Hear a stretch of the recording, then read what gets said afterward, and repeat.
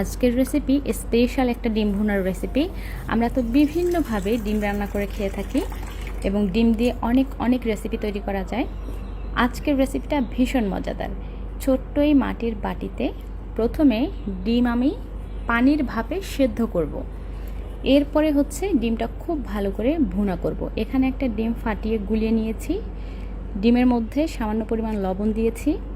এবার বাটিতে ঢেলে দিলাম। মাটির বাটিতে প্রথমে কিন্তু আমি সামান্য পরিমাণ সয়াবিন তেল ব্রাশ করে নিয়েছি, তোমরা দেখতে পেরেছো।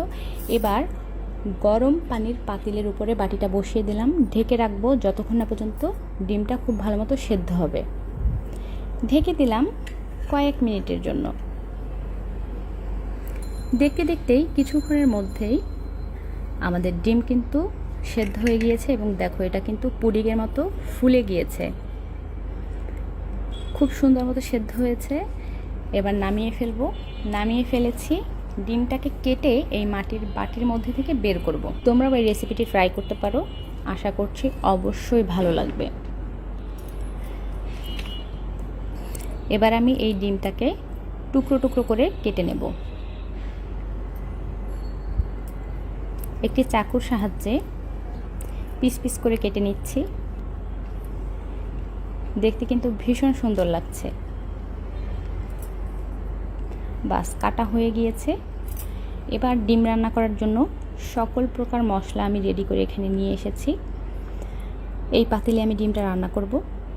প্রথমেই দিয়ে দিচ্ছি পরিমাণ মতো তেল, দিয়ে দিচ্ছি সয়াবিন তেল, তোমরা সরিষার তেল দিয়েও রান্না করতে পারো। এরপরে দিয়ে দিচ্ছি পেঁয়াজ কুচি, সাথে আছে রসুন বাটা। আদা বাটাটা দেইনি, তোমরা চাইলে সামান্য পরিমাণ আদা বাটাও দিতে পারো। এবার এখানে আছে যে সকল মশলা, তার মধ্যে লবঙ্গ, এলাচ, দারুচিনি, গোলমরিচ। মাংস রান্নার জন্য মূলত যেই মশলাগুলো আমরা ব্যবহার করি, তোমরা এই সকল মশলা ব্যবহার করতে পারো, আবার নাও করতে পারো। দিয়ে দিচ্ছি পরিমাণ মতো লবণ। আরও কিছুক্ষণ এই সকল উপাদান তেলে ভেজে এরপরে সামান্য পরিমাণ পানি দিয়ে দিচ্ছি। এরপরে একে একে প্রত্যেকটা মশলা দিয়ে দিচ্ছি। পরিমাণ মতো হলুদের গুঁড়া, পরিমাণ মতো শুকনা মরিচের গুঁড়া, জিরার গুঁড়া, ধনিয়ার গুঁড়া। মশলাটাকে খুব ভালো করে 2 থেকে 3 বার সামান্য পরিমাণ পানি দিয়ে আমি কষিয়ে নেব। তোমরা তো জানোই তরকারি রান্নার ক্ষেত্রে মশলাটা যত ভালো করে কষানো হয় তরকারির স্বাদ কিন্তু তত ভালো হয়। Just looking like a wow. মশলা কষানো হয়ে গিয়েছে।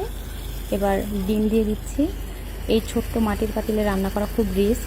এবার দিয়ে দিচ্ছি সামান্য পরিমাণ কাঁচামরিচ। নাড়তে গিয়ে পাতিল উল্টে যায় অনেক সময়, এবং উল্টে যাওয়ার সম্ভাবনা থাকে 90%। তো খুব সাবধানের সাথে ধীরে ধীরে খুব ভালো করে কষিয়ে নিয়ে সামান্য পরিমাণ পানি দিচ্ছি। এবার ঢেকে দেব কিছুক্ষণের জন্য। তোমরা চাইলে ঝোল দিতেও পারো, মানে পানিটা দিতেও পারো, নাও পারো। আমি দিয়েছি এর জন্য মশলার যে একটা ঘ্রাণ থাকে, পানি দিয়ে কিছুক্ষণ ফোটালে ওই ঘ্রাণটা চলে যায়। আবার মশলা যদি খুব ভালো করে তোমরা কষিয়ে নাও, একদম লো আছে বেশ কিছুক্ষণ টাইম নিয়ে, তাহলে মশলার ঘ্রাণটা থাকে না। সবার শেষে ভাজা জিরার গুঁড়া ছিটিয়ে দিচ্ছি। রান্না কিন্তু হয়ে গিয়েছে। দেখতে যতটা সুন্দর হয়েছে, খেতে কিন্তু তার থেকে আরও ভীষণ মজা হয়েছে। তোমরা অবশ্যই এই রেসিপিটা ট্রাই করবে। আমি রান্না শেষে এখানে বসেই সম্পূর্ণটা খেয়ে ফেলেছিলাম, খুব মজা হয়েছে। আমার ভিডিও তোমাদের যাদের যাদের ভালো লাগে তোমরা সুন্দর সুন্দর কমেন্ট করবে, আমার ভিডিও শেয়ার করবে। ধন্যবাদ সবাইকে।